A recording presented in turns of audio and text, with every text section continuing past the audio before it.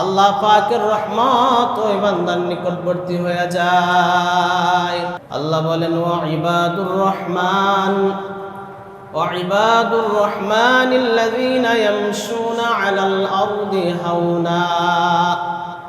আল্লাহ বলেন রহমানের গোলাম হইল তারা যারা জমিনের উপরে বিনয়ের সাথে চলে, জমিনের উপরে দম্ভ ভরে চলে না, অহংকার নিয়ে আল্লাহর জমিনে চলাফেরা করে না। এই গুণ যেই বান্দার ভিতরে পাওয়া যাবে সে হবে রহমানের গোলাম। আল্লাহ রাব্বুল আলামিন এই জন্য বলছেন আমার গোলাম হইল তারা যারা জমিনের উপরে দম্ভ ভরে চলে না, জমিনের উপরে বিনয়ের সাথে চলে। আল্লাহ তাআলা বলছেন যে জমিনের উপরে তুমি দম্ভ ভরে চলে আমার এই জমিনকে বিদীর্ণ করতে পারবা না, আবার বুক টান করে চলে তুমি পাহাড়ের উচ্চতায় পৌঁছতে পারবা না। গোলামের গুণ হইল গোলামের মতন থাকা। আমরা কার গোলাম? শরম করে কার গোলাম? আমরা আল্লাহর গোলাম। যদি আপনাদেরকে বলি যে আমার ফকির মুসল্লি ভাইয়েরা, অনেকে মনে মনে রাগ করবেন যে আমার ঘরে হুজুরে ফকির করল। আল্লাহ তাআলা বলছেন ওয়ান্তুমুল ফুকারা, তো তোমরা সকলেই ফকির। আল্লাহ কি বলছেন? তোমরা সকলেই ফকির।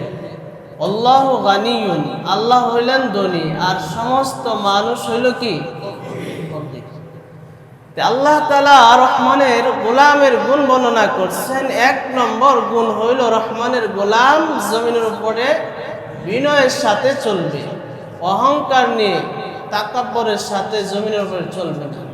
যে বান্দা বান্দার মতন হয়ে চলা, যে মাটি যতক্ষণ মাটির মতন থাকে তখন মাটির কদর থাকে, দোলাবালু যখন পায়ের নিচে থাকে তখন তার মর্যাদা ঠিক থাকে, ওটাই হইল তার জায়গা। আর এই দোলাবালি যখন কারো শরীরে উড়ে আসে এটা কি করে বলেন? জায়গা ফেলায় দেয়, গায়ে কি রাখে না। রাসূল পাক সাল্লাল্লাহু আলাইহি ওয়াসাল্লাম বলেন মান তাওয়াযা লিল্লাহ রাফাআহুল্লাহ, যে বান্দা আল্লাহর জন্য বিনয় অবলম্বন করে আল্লাহ তাআলা তার মর্যাদা তার মর্তবা বাড়িয়ে দেয়।